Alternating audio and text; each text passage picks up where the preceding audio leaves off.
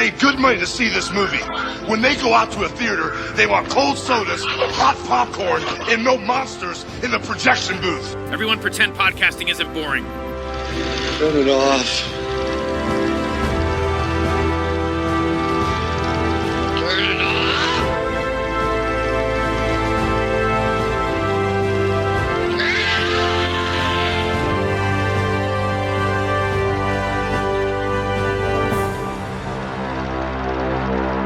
Hey folks, welcome to a special episode of The Projection Booth. I'm your host, Mike White.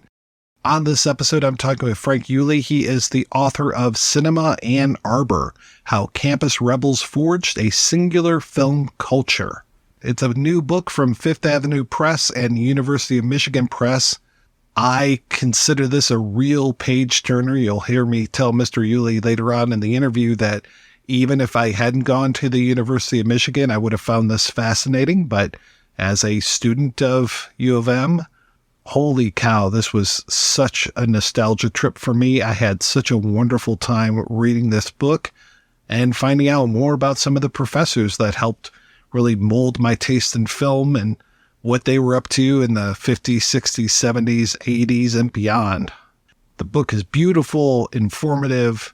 Can't say enough nice things about it. It's available via cinemaannarbor.com.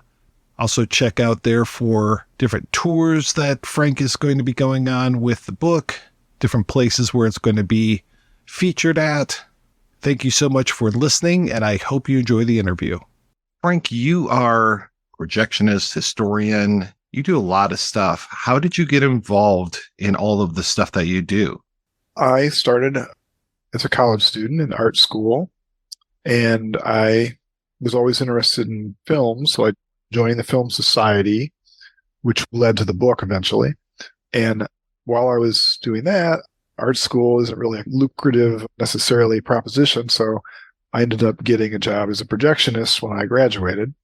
And then as time went on, I ended up going back to school and getting a degree from library school. And I was not really happy being a librarian. I wanted to be more of an archivist. So I've always collected things. I collect records. I collect lots of stuff, graphic, cool, vintage graphic-y stuff, movie posters, rock and roll concert posters. Anyway, over time, my library degree I was a librarian. I really didn't have any great archivist opportunities, but I started writing because some friends of mine who had also gone to library school were writing for Gale Research in Detroit, which is one of the biggest reference book publishers. They just churn out reference books. So they needed me to write business histories, which I didn't know much about business, but I paid a decent amount of money for a 3,000 word history of everything from the Detroit Tigers to XM Sirius Radio. So it was interesting. I would pick up little knowledge about all sorts of different fields doing these articles, and I enjoyed it. I started really enjoying writing more as a creative pursuit, perhaps, than like being an artist. I have a friend who was talking about this with recently. She designs things for fabric and stuff. And she's like, you know what? Nobody knows my name. I just like the process of doing the design. I don't necessarily want to be, I'm a big artist. And I felt the same way about writing these company histories. I would just be like, oh, what am I going to write about this week? Oh, this is cool. I'll learn about this weird topic. I enjoyed like tweaking it. So as time went on, I started writing music history because I collect records. I was like, well, here's this obscure rock record I really like. Why don't I find the band members and interview them? So I did a few things like that. And that's what I shifted my interest in creativity of art and my collecting and my archiving and my interest in historical stuff. It all led me in this direction.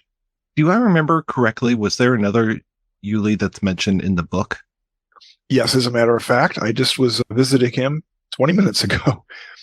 My father, who's now 95, I went to university starting in 1945 when he actually skipped a grade. So he was 17, came here everyone was like a World War II vet. There was like all sorts of people that had just got out on the GI Bill. Anyway, he was a movie fan too. So he started going to movies on campus. And as I did the research for the book, I uncovered that there was this really pioneering film society in the 30s and 40s called the Art Cinema League.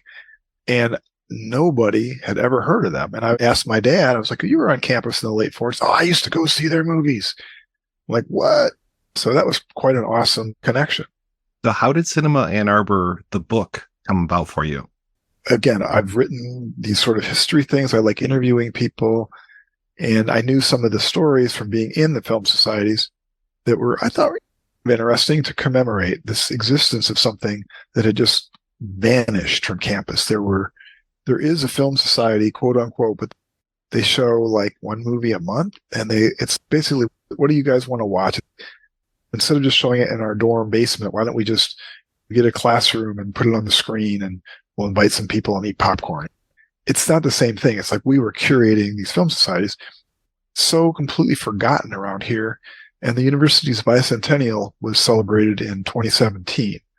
And so in 2016, I actually, a projectionist still for the university in AV tech support. And our unit knew I had done some writing. So they said, why don't you write a history of our unit for the bicentennial? And as I was doing that, I started uncovering bits and pieces about the film societies, because our unit actually started primarily to support the film societies, because they need to have a projectionist 7 days a week and up to 6, 7 different auditoriums showing the films. Skilled people were hired to do that. So when classroom AV kind of got blown up to digital projection of PowerPoint slides, the people in the projection unit slotted into that. And so anyhow, I was digging into that history, and I was also uncovering all this film society stuff, some of which I had never heard and didn't know about. And I, like the Art Cinema League, I was like, what the heck? Because I'd always been told hard fact the Film Society started in 1950, but here they had started in 1932. So yeah, I approached the bicentennial committee with this history professor, Howard Brick, and he's like, oh yeah, we'll figure that out. We'll have like space on our history website, and you can publish it that way.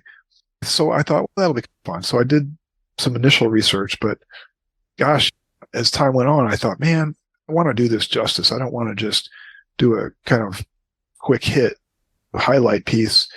And I started interviewing people, and this friend of mine is a professor who's still teaching. He's 93 and he's teaching a class this fall. He was arrested in 1967 for showing termed obscene movies by the Ann Arbor police. They actually went in the projection booth, project film out of the projector, and people are going to jail. It's like, what? And I wanted to interview him about that. And he had other stories that I hadn't really heard. Gosh, it just seemed like I couldn't get it together in time for the 2017 thing. So yeah, it just expanded into a book gradually. Was that Hugh Cohen? Hugh Cohen, exactly. Had I not gone to University of Michigan, I would have found the book really fascinating. Having gone to U of M, having attended a lot of screenings in the early 90s, it was such a nostalgia trip for me to be reading about Vicki Honeyman before she was the head of the Ann Arbor Film Festival, to be reading about Robert Sklar, to be reading about Frank Beaver, and especially Hugh Cohen just goes through the whole book. It was so great to me because Hugh and his, what was it, Art of Film 236. 36. That's the first one that I took when I was a freshman, and it just lit such a fire under me. And that's why I'm still talking about movies today. That's so amazing because, yeah, he inspired so many people over the years. And I was once walking down the hall of Angel Hall with him a couple of years ago, and I was chatting with him. I said, oh, did you ever have any kids? And he said, nope, never had any kids. And he pointed around at the students. He said, these are my kids. And he just assumed this role in so many people's lives of just kind of father figure, not in a kind of, I'll be touchy way, but just an inspiring guy. And the movies that he chose to show us, we watched so many Bergman films because he was working on that Bergman book at the time. Just the amount of stuff, and then the amount of stuff that we would see every weekend. I would go through Current Magazine and highlight all the things I wanted to see. I'd be going from MLB to Angel Hall to Lorch to Nat Sci. Yeah, wow. What a time. And to read about those decades before that, and to hear that there were screenings 5 days a week, 7 days a week, that's wild. Oh, yeah.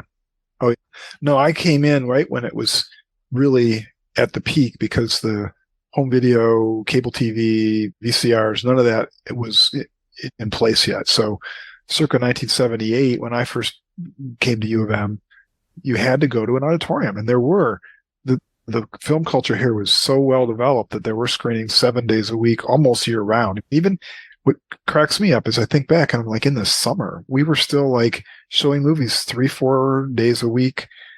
Who was here? It was like the community was so interested in film that it would just be locals, not students in the summer. You have this experience. You've got the library science. You know how to get around in archives, but it's such a huge topic. What were some of the challenges of bringing together this entire history of this kind of somewhat in the mainstream, but then also somewhat underground phenomenon that was happening?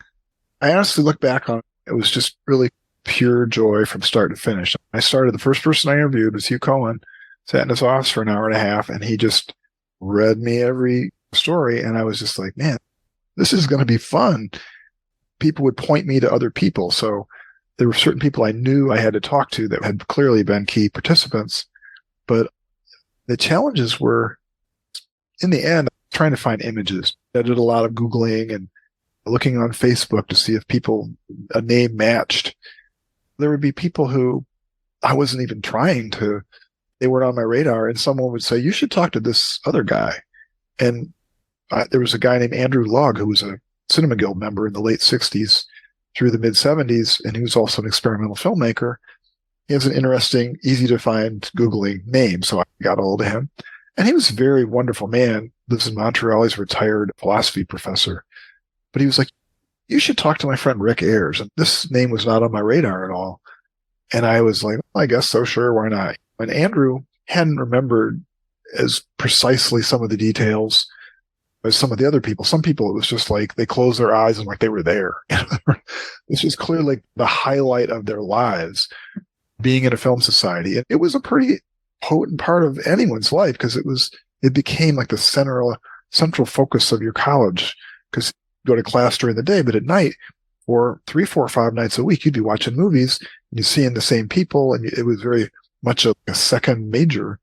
But yeah, so Andrew was like, talk to Rick. And okay, sure. And Rick Ayers was someone who had very vivid memories of it all. And he was the chairman of Cinema Guild when movie Flaming Creatures was confiscated. During the year, it was under trial. And during that year, the Velvet Underground, Cinema Guild were having fundraisers, and they got Andy Warhol and the Velvet Underground to come and play at Hill Auditorium. And Hugh didn't even remember that even happening. But I was like talking to Rick, and he's like, oh yeah, here's why we did it. So he was very helpful. But then I didn't realize, but his brother is Bill Ayers, the famous Weather Underground guy. And I'm trying to put 2 and 2 together. And then Rick reveals that he himself was in the Weather Underground. I'm like, what? From Cinema Guild chairman to the Weather Underground, living with a fake name during most of the 70s. And I was stunned. That changed the direction a little bit. Wanted to include his personal story. So again, it wasn't really a challenge, but it was just like, wow, the story keeps expanding. Yeah, I imagine one of the challenges was trying to keep the guardrails on with this, because you could have gone down so many different paths with it. And again, put a long kind of disclaimer at the end and acknowledgments to say, hey, if you were in a film society and I didn't mention your name or the wonderful things you did, I sincerely apologize, because there were so many things going on that I had to cut things off. I mean, again, when I started, I was like, okay, the film societies. And then I was like, they did have these film festivals. So I got to have a chapter on the Ann Arbor Film Festival, which still exists today. And I like delving into history to show how things were and like take people to a place that doesn't exist anymore. So I didn't really want to follow the history all the way up to the present day, because as soon as the book's published, it's out of date anyway.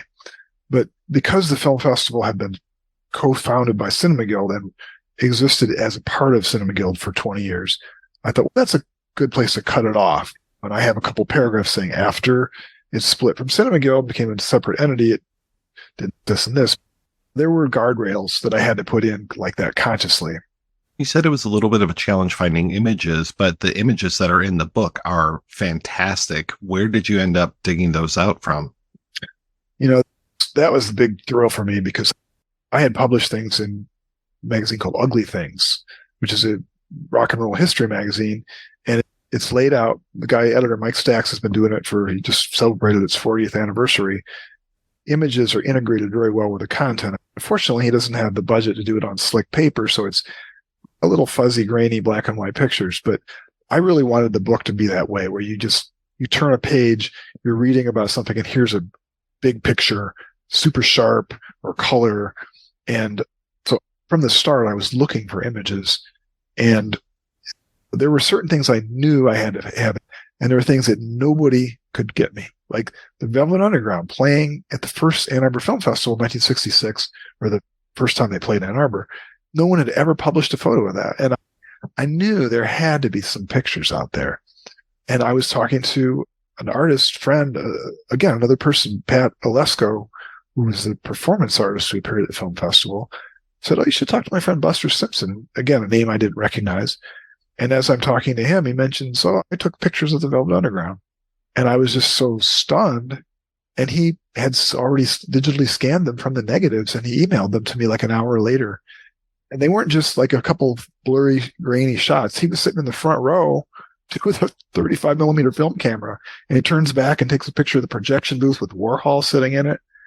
That was like holy grail number one. And there was a big deal where Frank Capra was brought to campus in 1973. And he, at the time, the Vietnam War was on, and Frank Capra movies were considered like the corniest, whatever, the common man triumphs over the corporate masses. It just didn't wash in Vietnam era. But the film critic and author Neil Gabler and his roommate Richard Glatzer, who sadly died of ALS, but he made a bunch of really amazing movies. Still Alice, as his director, co-director. They were like, "Let's get Frank Capra to come to campus," and they got him. And he came here for like almost a week and did, presentations for movies, visited a bunch of classes. So I figured, great, that there's got to be a photo of him. The Michigan Daily had published a kind of crappy looking picture, but like, this is 1973. So people aren't like, "Hey, Frank, let's get a selfie." And all these people, Hugh Cohen, Diane Kirkpatrick, the professors, Neil Gabler himself. I didn't take a picture with him. Why would I? But Michigan Daily, which has been digitized as part of the bicentennial, actually, and is searchable. It's an amazing resource. Had this one blurry picture, and it was credited by a guy named David Margolick. So I was able to figure out, it's not a too common of a name, who that was. And it turns out he had switched from photography to journalism, and he has written, I think, Pulitzer-nominated pieces for the New York Times, written a number of books. And I approached him. I said, because the other thing is, Michigan Daily's photo archives were transferred to the Bentley Historical Library here, but I would say half of them negatives are missing. They're just, the photographers would keep them, or I don't know, they'd get misfiled. But yeah, the negatives of that were not there. So I went and I found the photographer, and he's like, I might have them. And in a few weeks, when I'd occasionally say, "Yeah, any luck yet?" But then he found them, and he just FedExed me this packet of negatives, and they were amazing. So, how many people do you think you talked to during this whole process? I counted about 80, and some of those were people like Hugh Cohen. I talked to him a dozen or 24 times. Yeah, there's a lot of people. He was such a thread, going all the way back into 60s, because he just was around for so long and had been so involved. Felt like every couple pages be like, "Oh, and here's what Hugh's up to."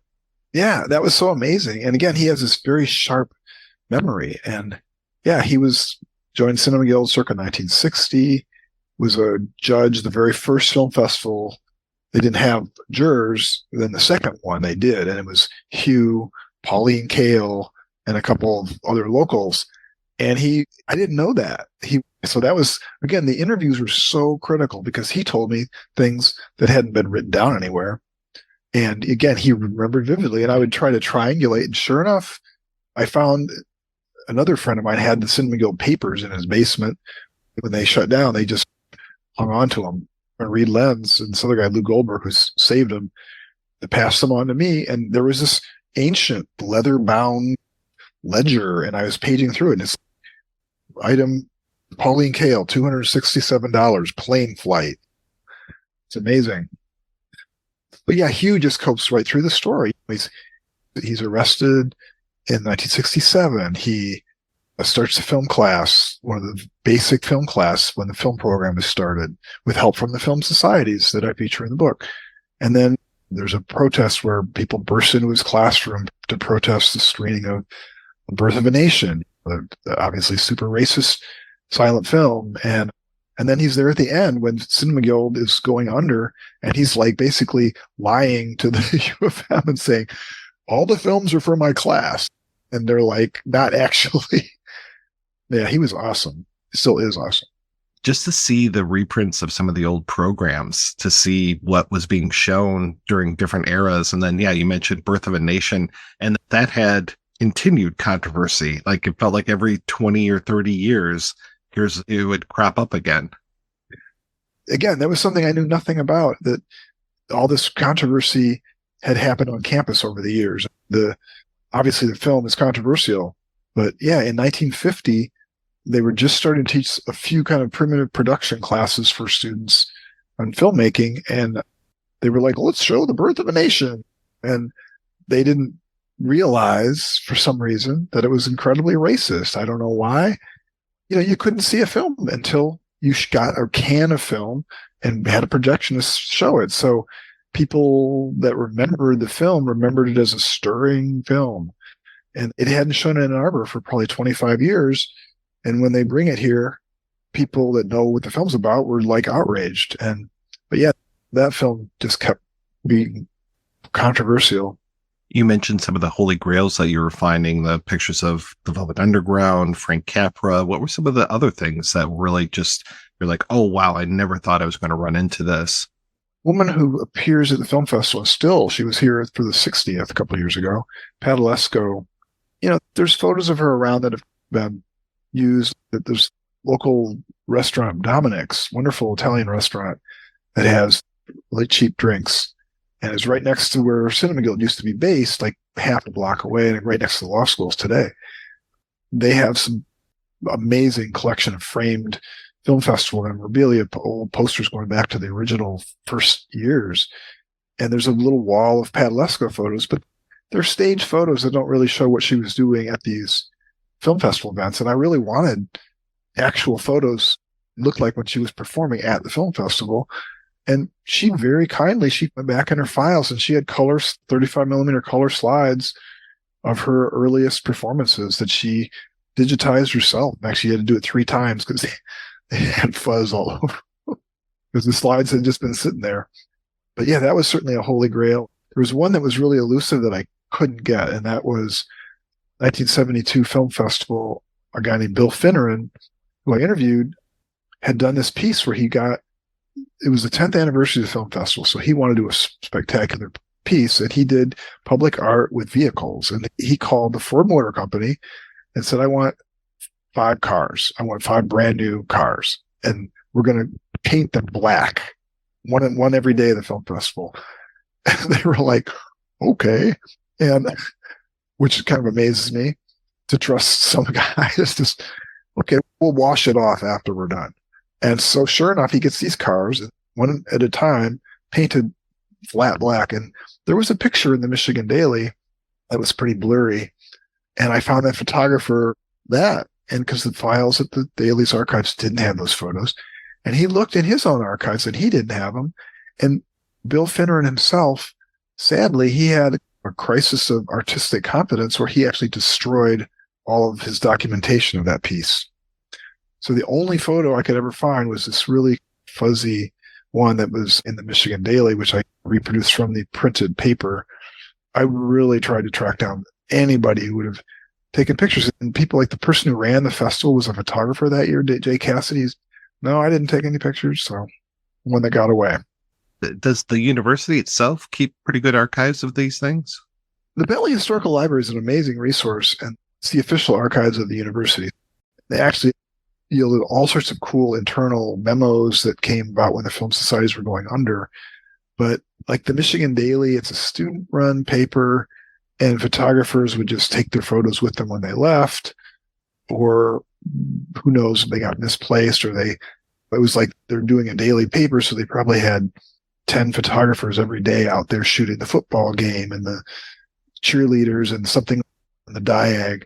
And at a certain point in time, they must have just either thrown them away or people said, oh, I'll just keep those myself. I like the pictures I took this day. But yeah, it was haphazard, especially going back as far as I wanted to go.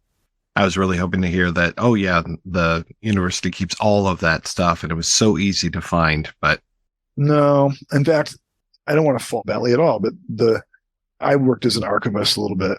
The way things are filed and categorized is not clear to the average person. So really almost at the 11th hour, as my illustrations bulked up, I had nothing for the first 2 chapters, and it was very little for the Art Cinema League. And I was just like, I don't want to just run newspaper ads on every page. And then I somehow, going back to the Bentley for the 30th time, looked in a different area of the search, because when you search, it wasn't coming up with things always, but I found that there was something called the vertical file. And when I was a librarian, the vertical file was very much separate from everything else. It was like filing cabinets where loose leaf kind of things were stuck. And they had a vertical file that included the Art Cinema League, and it had a whole bunch of flyers and a membership card. And this was like almost when I was done turning in everything. And I was like, oh my God, because that made that whole first chapter just amazing to have these actual printed things that these people produced in like 1933. But yeah, the Bentley is a great resource, and I'm going to give a lot of the stuff that I've been collecting to them for safekeeping, but they can't keep everything, and they struggle to get everything out, unfortunately. Who did the actual layout of the book? Because it looks fantastic. Thank you so much. Yeah, the Ann Arbor District Library has an imprint called Fifth Avenue Press, and they were so incredibly supportive. And so the book is co-published by Fifth Avenue Press and University of Michigan Press. What happened was Fifth Avenue Press exists to support local authors and local history, and they were happy to take it on. And as it went along, we decided to create like a PDF. So everyone with a library card gets the Fifth Avenue Press free ebook in Ann Arbor. That's what they do. They generate books that everyone can look at. And then the author owns the copyright, and it's on them to print it. But the backline, the layout, the proofreading is paid for by the library. And they actually paid for a lot of the photo scanning at the Bentley and some licensing. But I had to find a way to print it. So because it was going to be an ebook, I was like, let's do it up. And we just did color on every page and 8x10 big size format, because I was like, I'm not worried about the cost of printing it, which miraculously was the right thing to do, because then when we got done, it looked so good.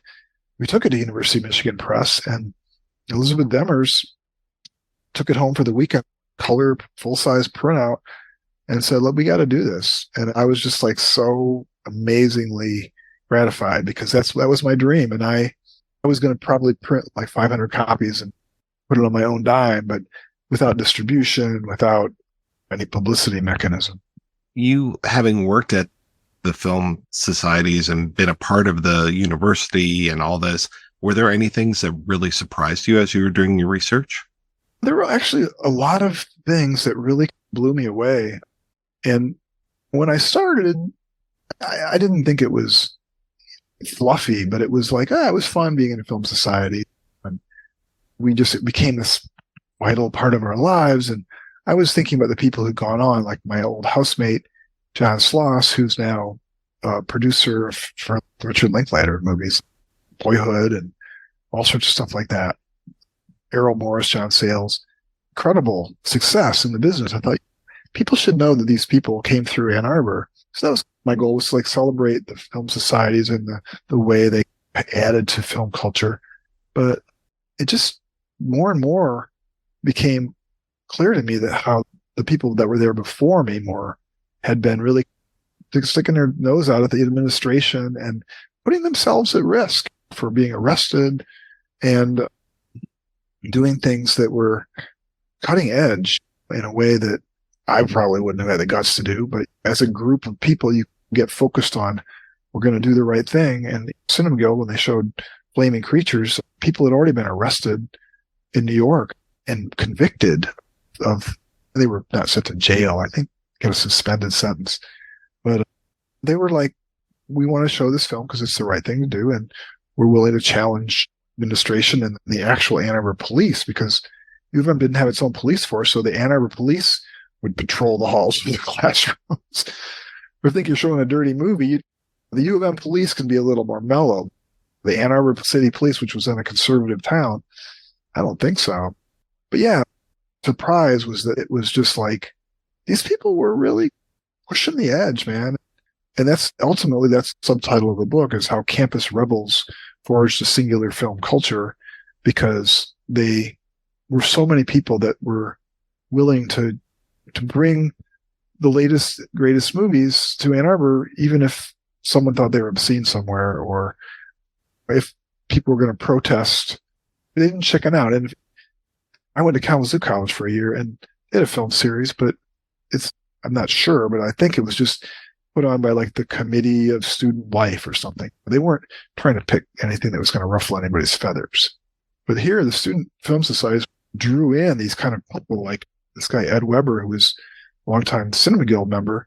He just was like gay anarchist, basically. And he just wanted to show whatever was out there. And that was something, I won't say unique, but Ann Arbor certainly had one of the top film cultures in the country because of the independence and because the people were taking more risks. Yeah, it's interesting to read this in 2023 and to read about, oh yeah, they were bringing French New Wave to campus, and then to realize, oh wait, no, this is as the French New Wave is happening. This is the way that you see these movies. You probably just can't go down to the local multiplex, which didn't exist at the time, and see these. It was like, oh wow, they were really doing some groundbreaking work of bringing these things to the masses that they wouldn't have been able to see otherwise. No, and again, there were little tangential finds. Like Hugh Cohen had a scrapbook of what happened when he was the Flaming Creatures thing. And one of those things in this very thick scrapbook, along with his mugshot, which was awesome, was, which is featured in the book, was a letter. They actually solicited letters of support from some of the film distributors. And this one letter was from this guy, Charles Booz, who was the Midwest booker for what was called Brandon Films, which was one of the top 2 or 3 film distributors in the mid-'60s for college campuses.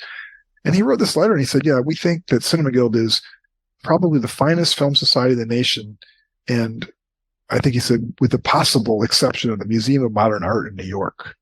And they were really, as you say, they were bringing that particular schedule, which is printed in the book, which was Flaming Creatures thing happened, but they were doing a festival of Godard movies. They were doing a festival, I think, of Eisenstein movies. They were doing the Ann Arbor Film Festival. They had multiple nights of experimental films. They did like Andy Warhol's infamous Blowjob, which they actually canceled. It was the next week after Flaming Creatures. Like, that might be a little too hot. That same year, they brought Andy Warhol and the Velvet Underground to campus. This is about a group of about 15 college students with a couple of kind of grad student-y older guys. And they were really, on a national level, putting together some of the finest film programming in the country. I had never heard of some of the films that these film students made, like the Dr. Chicago series. Were you able to actually see those? Yeah, that was another cool part of the story. Gosh, you're asking all the good questions. Thank you so much, Mike. I appreciate it. I started talking to some of the filmmakers, and some of them had to actually digitize things. Like Andrew Lugg was like, oh yeah, you can see a couple. This friend of mine is actually digitizing my movies, so he sent me links to watch things. The filmmaker Jay Cassidy, who is now triple Oscar-nominated editor for American Hustle, Stars Born, Silver Linings Playbook, he had one of his titles digitized, so he sent me that. In fact, he even just recently digitized more stuff he made here for me to use. Some future programs I want to do, but it was a really kick to go over. I went to a couple people's houses and watched their films in their basement they had made 50 years earlier. And that really broadened the whole book too, was so many really DIY films were made around here. The book obviously ends pretty sadly. just the dissolution of all these societies. What is the state of film in Ann Arbor these days? It's probably about as good as it can get. The Michigan Theater and the State Theater are combined nonprofit, total of 6 screens. And I work there sometimes when we say we bring in the latest art house hot titles that play for a week or 2-week run.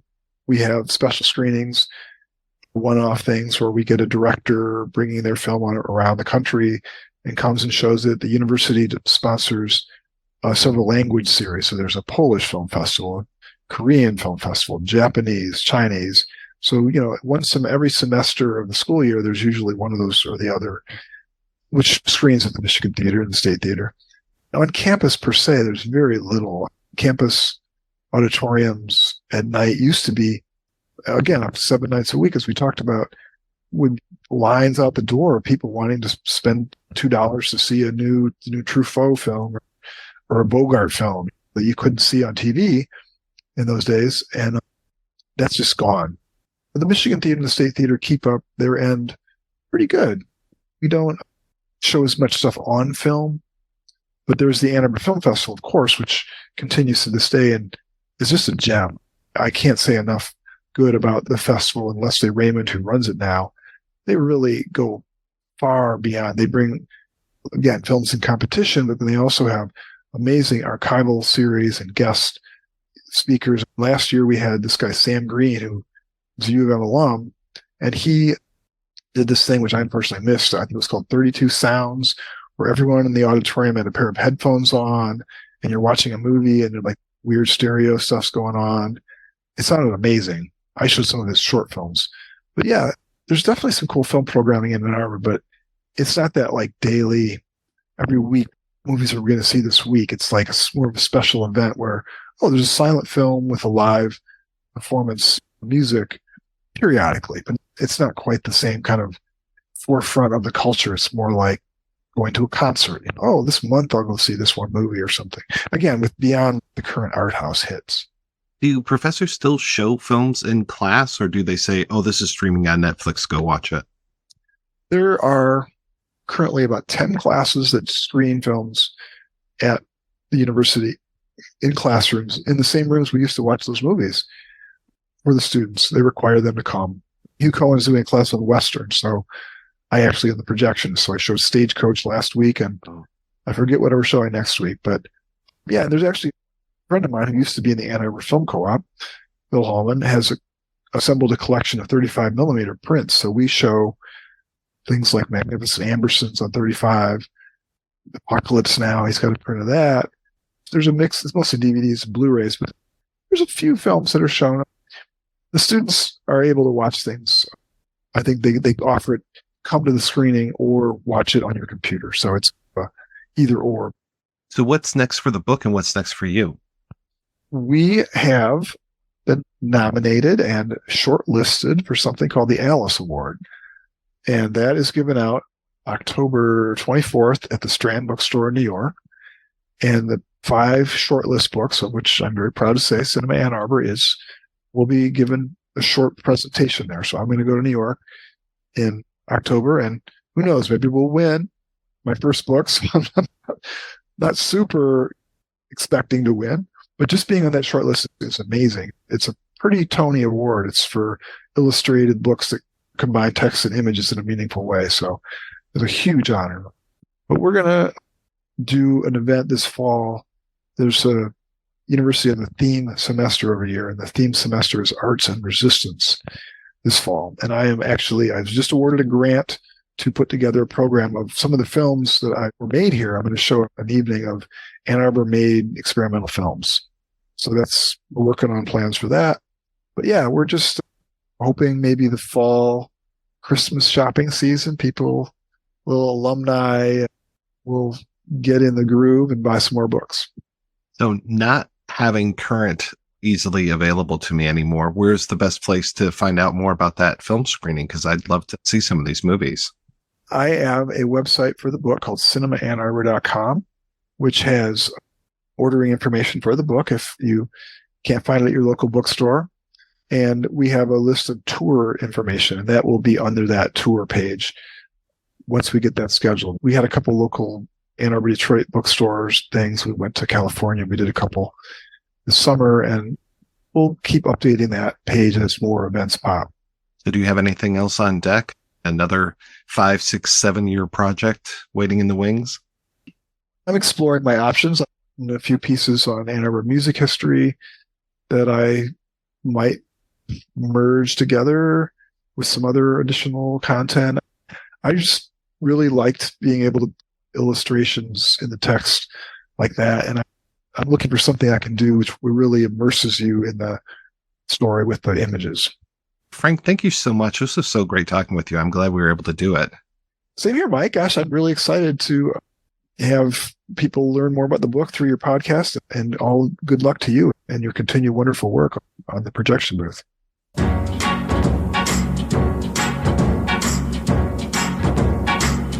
Well, Saturday night at 8 o'clock, I know where I'm gonna go. I'm gonna pick my baby up and take her to the picture show. Everybody in the neighborhood is dressing up to be there too. And we're gonna have a ball just like we always do. Saturday night at the movies, who cares what picture you see? When you're hugging with your baby, let's roll in the balcony. Well, there's Technicolor and the CinemaScope, a guest out of Hollywood, and the popcorn from the candy stand makes it all seem twice as good. There's always lots of pretty girls with figures they don't try to hide. Never can compare to the girl sitting by my side. Saturday night at the movies, who cares what picture you see? When you're with your baby, let's roll in the balcony.